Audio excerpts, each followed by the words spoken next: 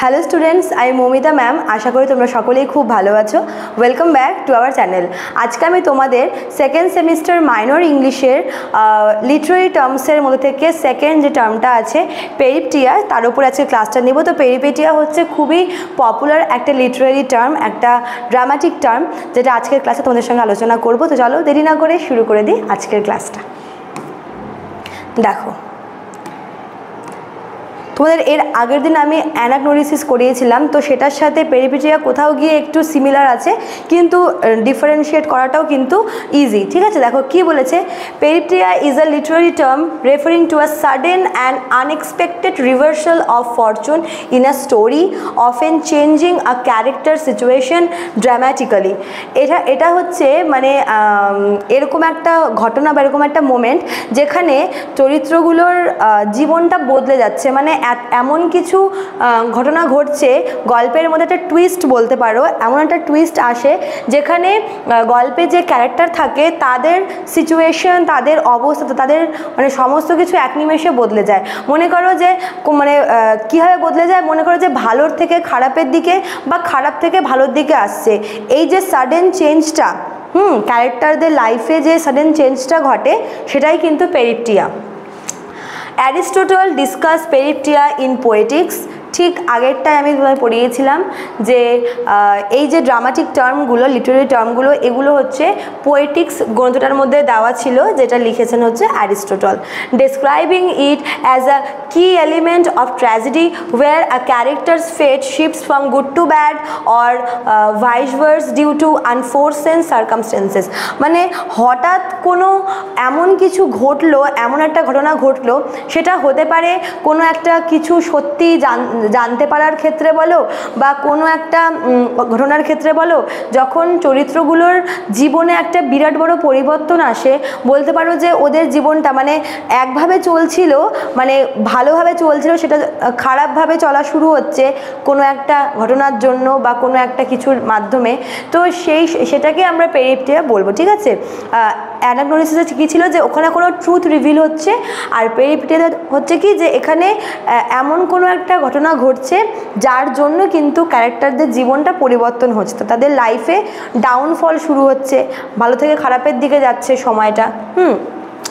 A classic example is in Oedipus Rex by Sophocles, where Oedipus, once a respected king, experiences a devastating downfall upon discovering his true identity. আমি তোমাদের বলেছিলাম ইডিপাসের গল্পটা, যেখানে আমরা জানতে পারি যে ইডিপাস যিনি কিনা একজন রেসপেক্টেড কিং ছিল, ঠিক আছে, যাকে সবাই মানতো, যাকে সবাই ভীষণ ব্রেভ মনে করতো। তো তার যখন আসল পরিচয় সেটা যখন সবার সামনে আসে, তখন কিন্তু তার জীবনের ডাউনফলটা শুরু হয়। আবার দেখো, আমরা যদি শেক্সপিয়ারের ড্রামাতে দেখি, শেক্সপিয়ারের ড্রামা একটা আছে যেটা হচ্ছে ম্যাকবেথ।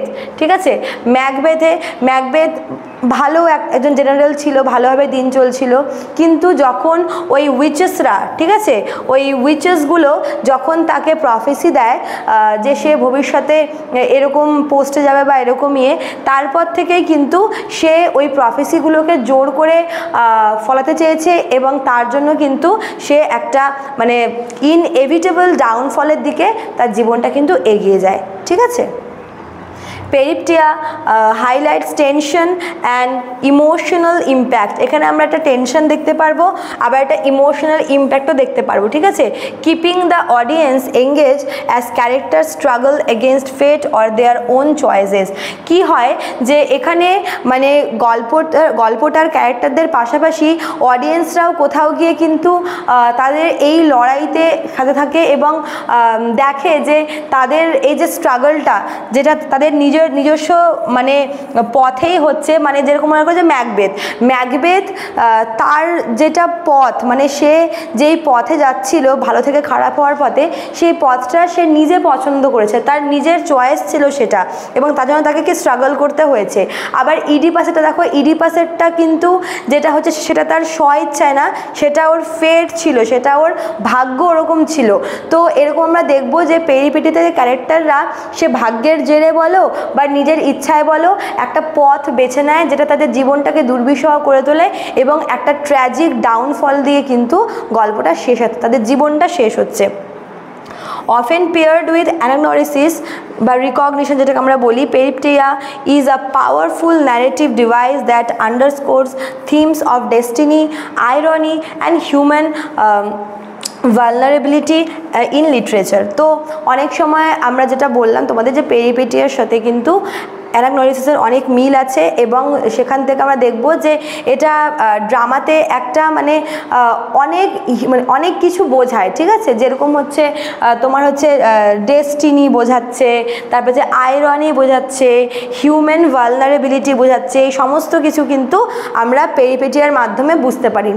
তো কোথাও গিয়ে সিমিলারিটি আছে, কিন্তু আলাদাও পৃথকও আছে। যেরকম আমরা ওখানে দেখতে পেয়েছিলাম যে কোনো কিছু আসল কিছু রিভিল হচ্ছে, কোনো সত্যি রিভিল হচ্ছে, আর পেরিপেটিতে দেখলাম যে কোনো একটা ঘটনা যার দরুন জীবনটা পুরো বদলে যাচ্ছে, চরিত্রদের জীবনটা, সিচুয়েশনটা বদলে যাচ্ছে, ভালো থেকে খারাপের দিকে চলে যাচ্ছে, এবং সেটা নিজস্ব ইচ্ছায় বা ভাগ্যের জেরে কোনো একটা উপায় হতে পারে, ঠিক আছে।